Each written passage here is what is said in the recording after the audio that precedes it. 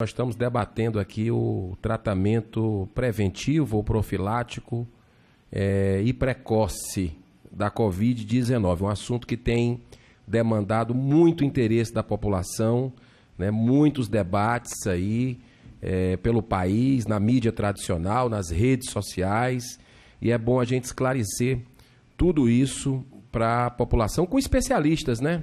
Com especialistas, com médicos. Isso é que é importante a gente procurar encontrar aí, porque todos nós estamos apreensivos com o que está acontecendo. A senhora falou de alimentação, mas tem uma alimentação também que me preocupa muito, né? Que é a alimentação de energia ruim, de negatividade, né? Isso aí já está, inclusive, a física quântica já aponta. Tudo que você pensa já começa a construir. Então, a gente às vezes liga a televisão hoje em dia, é só coisa ruim, que aquilo ali faz adoecer, né? O doutor Flávio Cadegiani vai ter uma viagem emergencial agora, tá? Ele que está muito envolvido nos estudos aí, uma SAMEL, né? Que inclusive o senador Ariovisto Guimarães nos passou essa coletiva que houve na semana passada, e quem sabe um alento aí para o brasileiro, que é a proxalutamida. Proxalutamida. Perdão se eu falei errado, mas o doutor Flávio Cadegiani é um dos cientistas envolvidos aí nesse estudo, junto com o doutor Ricardo Zimmermann. Então, eu consulto ao doutor André Siqueira se podemos fazer essa inversão. Acho que não tem problema. Vamos então, doutor Flávio Cadegiani, 10 minutos. Muito obrigado por sua participação aqui conosco nessa sessão. Bom, eu primeiro agradeço, fico honrado pelo convite de vocês do Senado para explanar um pouco aqui da minha posição e do que a gente tem visto e dos argumentos. Primeiro, antes de mais nada, eu gostaria de declarar zero conflito de interesse em relação a qualquer molécula que possa estar envolvida, inclusive a proxalutamida, tá? Recebi zero para eu tenho trabalhado eu tenho trabalhado inclusive a mais para poder compensar. Bom, é importante colocar alguns pontos. Primeiro, quando você tem observações claras, a gente não pode negar as observações. Existe um nítido viés que, quando a maioria melhora, é muito difícil, existe uma observação pró-tratamento. Então, se a maioria melhora com ou sem tratamento, existe, obviamente, uma tendência natural de se acreditar que o tratamento funciona. Só que os estudos observacionais mais prolongados e grandes observações, inclusive epidemiológicas, apontaram. Quando você não tem uma correspondência com estudos clínicos, você tem, acho que, basicamente duas possibilidades. Você pode ter alguns vieses de confusão que não se traduzem, ou então você pode ter uma incorreta tradução dos estudos.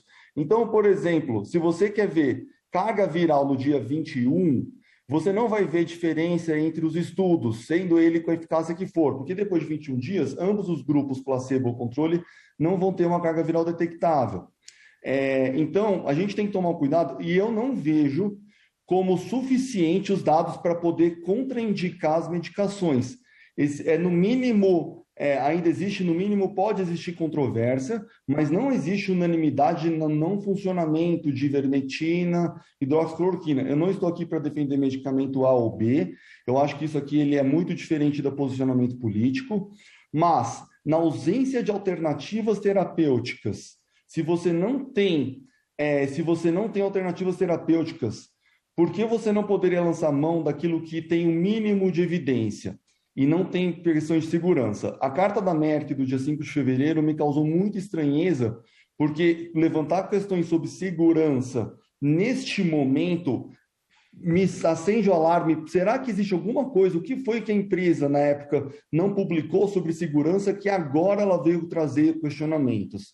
E quando ela diz que existe absolutamente zero de evidência pré-clínica, é porque houve zero busca, porque você não pode afirmar não existe evidência para um cientista de verdade, você ter certeza de que não houve nenhum trabalho que mostrou nada. E evidência desde ensaios in vitro até evidência do expertise da pessoa, que a gente chama de evidência D, até evidência 1A. Exigir evidência nível 1A, ao meu ver, com toda palavra, é covardia nesse momento, porque você só consegue uma robustez para evidência 1A com centenas de milhões de dólares. Então, você só vai conseguir com medicamentos patenteados. Então, a gente não pode cair na armadilha da medicina baseada em evidência quando mal utilizada. A medicina baseada em evidência, quando bem conhecida, você usa também a evidência que você tem.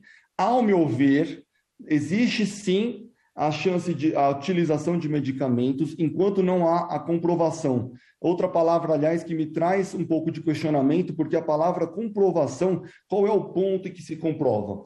Eles têm sido muito utilizados estudos que mostram ausência de resultados de hospitalizados para não hospitalizados, para precoce. E existem sim diferenças. Se não houvesse diferença, a gente recomendaria corticoide para todas as fases. Então, a própria corticoide, que tem um efeito dúbio, pode ser bom em pacientes oxigenados e ruim em pacientes não no início, não faz sentido, então, com corticoide funcionar esse racional e não funcionar para as demais moléculas. Bom, quero chamar a atenção para um outro ponto também das sociedades. Eu acho assim, a sociedade ela não representa necessariamente a unanimidade dos seus representantes. Eles têm possibilidade de opiniões próprias. Então, a sociedade ela pode colocar opinião como sociedade, mas eu acho que ela tem que respeitar também a diversidade, tá? As pessoas são muito bem informadas, não necessariamente as sociedades hoje elas são compostas por pessoas extremamente competentes, mas há pessoas também muito competentes fora das sociedades, tá? E existe a importância, deveria vir gravado o conflito de interesse. Mas eu acho que, com certeza, aquela compaixão que a gente tinha no início, quando se permitia usar a palavra uso por compaixão, a gente perdeu. Tanto que hoje a gente não consegue mais usar nem a palavra uso por compaixão. Bom, quero chamar a atenção para uma outra coisa antes de falar do nosso tratamento. Por favor, não robotizem a medicina. A nova variante ela é nitidamente mais inflamatória que a variante, que a original, vamos dizer. Então, os 6 mg de dexametasona que se mostraram muito benéficos, talvez possam não ser suficientes para a nova variante. Então, a robotização da medicina pode levar a consequências. O Brasil, ele está sendo, infelizmente, a gente está sendo o celeiro dessa nova variante. Então, é importante que a gente não fique tão somente na evidência e consensos. Exista liberdade, exista, por exemplo, considerar, minha sugestão, por exemplo, uma sociedade, considerar o aumento do uso do glicocorticoide baseado nas diferenças observadas. E não adianta esperar uma evidência de que a doença é mais grave. A observação ela é tão nítida. O nosso PCR ultrassensível, que é um marcador de inflamação, subiu mais de 10 vezes, em média, para um paciente com o mesmo número de dias de sintomas da variante anterior para a atual. Bom, trazendo essas questões, é importante a gente não robotizar, tendo em vista que nós estamos experimentando uma nova variante sobre os quais não temos trabalho sobre. Inclusive, eventuais tratamentos que possam funcionar no anterior, talvez possam não vir a funcionar nessa. Então, eu clamo aí pela reavaliação de alguns deles. Você usar pacientes, obviamente, haverá pacientes que fizeram tratamento A ou B que vão ser internados. Isso não é prova de não eficácia. Isso é uma prova de que não há 100% eficácia, que eu acho que nunca ninguém clamou. Mas, de novo, aqui eu não estou aqui advogando pró ou contra nada, aparentemente. Eu estou fazendo o contraponto, mas numa boa, eu acho que todos os envolvidos são contra. Eu gostaria que realmente eles pensassem sobre essa ótica, tá? Eu tenho certeza que ninguém tem má intenção, todos estão torcendo pelo melhor, não há ninguém pensando. Eu gostaria que eles só refletissem sobre isso e se eventualmente tiver alguma coisa a mostrar resultado, não fiquem com medo, pode ser que venha trazer resultado, tá? No caso da nossa via antiandrogênica, a gente recebeu ainda pouca atenção. Existe dados epidemiológicos, eles vão falar que ajustados não tem, mas existe homem é desproporcionalmente mais afetado que mulher. Isso já ajustado para fatores de comorbidade, doenças, uso de medicamentos, PES, IMC, e etc. E a gente tem alguns dados sobre os pacientes com calvície, com mais grau de gravidade. E não fomos só nós, saiu um trabalho agora do Peru mostrando a mesma coisa. Então, existe um grau de consistência suficiente para levantar a hipótese de que os hormônios podem influenciar o nível de infectividade, que é esse lado que a gente tem trabalhado. Isso também pode ser fortalecido, a hipótese, não estou falando evidência, pelo fato de que crianças pré-púberes não têm a infecção grave, têm uma infecção mais leve. Isso mesmo para a nova variante. Crianças até 1 ano, eles podem ter um risco maior. A gente vê aparentemente um risco mais elevado por conta da mini puberdade, que eles podem apresentar um desbloqueio do eixo da produção de hormônios, tá? E a gente agora mostrou, isso não é alusão contra nada, assim, eu não venho aqui. Pode ser que usuários de esteroides de alguns esteroides anabolizantes em doses mais altas podem ter um risco maior. Isso fala a favor da influência. E existe plausibilidade, por quê? Porque a gente sabe que os únicos mediadores conhecidos de uma proteína chamada TMPRSS2 são os androgênios, que são hormônios com ação de testosterona. Bem, nós fizemos alguns estudos prévios mostrando algum achado preliminar. É importante ressaltar que os estudos demoram muitos meses para serem publicados. Então, a saída que nós encontramos, nós estamos com estudos que têm seguido fielmente o que a gente chama de consorte, que é o padrão ouro para estudo duplo cego, placebo controle, randomizado, estão em revisão. A gente fez alguns reports dessa revisão, desse estudo, em algumas revistas que saem mais rápido. Usar o padrão de revista qual foi publicado como argumento não é adequado. As revistas têm demorado com seus motivos. Então, aguardar sempre que a publicação saia só em New England e que saia resultado, ele não está condizente com a velocidade da pandemia, então é injusto com os nossos pacientes que a gente espere, de novo, tendo em vista a ausência de alternativas.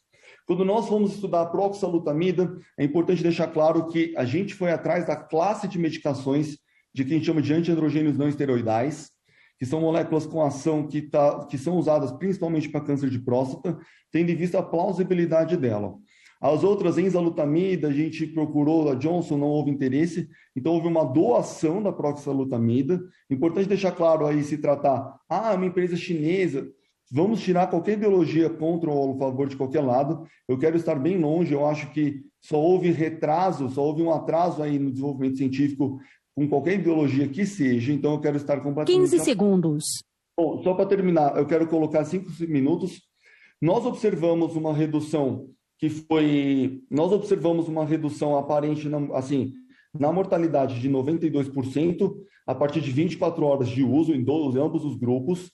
Esse achado nos assustou. Eu confesso que eu fiquei estremecido de ter que apresentar esses resultados pela aparente falta de verossemelhança aí com o que poderia encontrar. A mortalidade no grupo placebo, perto de 50%, ela é confirmada tanto no Lancet, um trabalho mostrando que no norte, mesmo a cepa anterior, a mortalidade de hospitalizados era 50%, e a gente já julgou até que fosse baixa, porque não bastou o paciente estar internado, mas ele teria que ter critérios de necessidade de oxigênio, e a maioria precisou de alto fluxo, ou então ventilação não invasiva. Então, está bem incrível, embora a gente tenha assustado com a mortalidade inicialmente dos pacientes no grupo placebo, depois, quando a gente foi comparar com a literatura e com os dados que têm saído epidemiológicos, está bem condizente. O tempo de internação também nos assustou, mas a gente viu que houve um aumento no tempo de internação, então acaba que está batendo exatamente com o que tem visto aí fora, mesmo não batendo com alguns dos dados anteriores. Bem, eu sugiro assim, a gente viu essa possibilidade, o objetivo não é mostrar a eficácia só da proxalutamida, nosso objetivo foi mostrar que existe uma via antiandrogênica que deve ser explorada. Eu tenho muita vontade de estudar a bicalutamida, que é uma medicação genérica, com preço baixo, tá? Pode ser que ela venha a ter bons resultados, excelentes resultados. Eu sugiro cautela na análise dos nossos próprios resultados, não porque a gente desconfia, e sim porque eu acho que fazer análise com base em slides é um pouco precoce. Se alguém falar, eles foram analisar, eles divulgaram os resultados, isso é inadequado. Bom, importante lembrar que, tanto para a dexametasona, a Universidade de Oxford soltou um comunicado antes de qualquer submissão, falando sobre a redução. As vacinas, e boa parte delas, houve apresentação em dados, em slides também. E eu não sou contra, pelo contrário, eu acho que na velocidade que a gente anda na pandemia, a gente tem que se adequar ao que tem acontecido. A gente não pode... Alguns processos são muito demorados, e por mais que eles tenham sido adaptados, eles não foram adaptados na velocidade necessária. Então, mas eu sugiro que esperem a gente ser validado, esperem que a gente publique. Eu gostaria de chamar a atenção para o seguinte fato: eu acho que a mensagem que a gente passou com aquela redução drástica de mortalidade, não quero ser salvador de nada, não queria nem ter meu nome correlacionado, eu queria estar anônimo. em relação a tudo isso. Eu só queria deixar esse legado sem precisar estar com o meu nome. Acabou que eu fui o pesquisador principal, eu sou um pouco cético em relação a muitos resultados, mas tanto que me causou até um certo mal-estar apresentar, em vez de estar feliz, às vezes eu fico assim, poxa, mas isso aqui não parece crível, né? Então, como que as pessoas vão acreditar? Eu também desconfiaria, eu teria cautela se eu visse esses resultados. Esperem que a gente publique para poder analisar. O ponto principal a mensagem principal vamos estudar essa via antiandrogênica também em associação com as outras, tá? E também pensar que enquanto não saem os resultados finais, eu poderia recomendar a sugestão, considerar o uso não estou falando que existe evidência, uma vez que a gente não tem outros tratamentos, lembrar que trata-se de um vírus que apresenta, eu não sou virologista, eu não sou a melhor pessoa para falar nisso, eu entrei nessa por conta da endocrinologia envolvida. Será que a gente, igual o HIV lá no início, só deu uma eficácia importante quando houve uma combinação de drogas? Então, pode ser que a combinação e não uma molécula ou outra isolada venha trazer mais resultados. A gente está com análise, inclusive uma revisão, está há 4 meses aguardando para demonstrar isso que nós encontramos, e a gente nem na primeira rodada do journal ainda passou. Então, existe uma falta de celeridade aí, ou precaução deles. E também, assim, o próprio AZT... 15 segundos. O próprio AZT para HIV foi usado por muitos anos antes de clinical trial, porque havia uma compaixão pelos pacientes por HIV. Então, não cabe a nós condenar os pacientes que não estão se comportando supostamente bem. Seria, infelizmente, uma forma análoga a condenar os pacientes que tiveram mau comportamento para HIV, o que é completamente inaceitável. Então, eu clamo que na ausência de comprovação, e não há comprovação de que não funciona, tá? Ao meu ver, e eu não sou o único, não existe essa comprovação de que não funciona, para considerar o uso, deixar essa liberdade. Os posicionamentos, eles têm que vir sempre com isso. Eu clamo para as sociedades pensarem sobre essa ótica, sem me atacar, sem atacar o estudo, esperem sair, com toda a serenidade. Eu acho que tem um momento que a gente deveria pensar nisso e colocar, assim, que não há evidência, ou assim, a evidência é limitada, ou desconhecemos a evidência e falar nisso, e de que considerar os trabalhos também que mostram a favor, tá? A gente não pode fazer... A gente tem que evitar essa tendência natural do autor de a gente valorizar muito mais o que fala a favor do que a gente acredita e ser muito mais severo com aquilo contra. Doutor Flávio, por favor, para concluir, por gentileza. Por favor, eu solicito a todos o seguinte, mensagem, essa via antiandrogênica pode ser a proxalutamida, bicalutamida, dutasterida, eu clamo os demais investigadores em ajudar a pesquisar. Deixem os conflitos de interesse de lado, vamos comemorar a possibilidade e não ficar com medo de que existe possibilidade. Todos queremos o fim dessa pandemia. Eu clamo para que a gente tenha um racional e uma ponderação, tá? Essa a minha mensagem. Eu peço desculpa por me prolongar, mas é que tinha uma mensagem longa aí para ser dita. Um grande abraço. Um grande abraço. Muito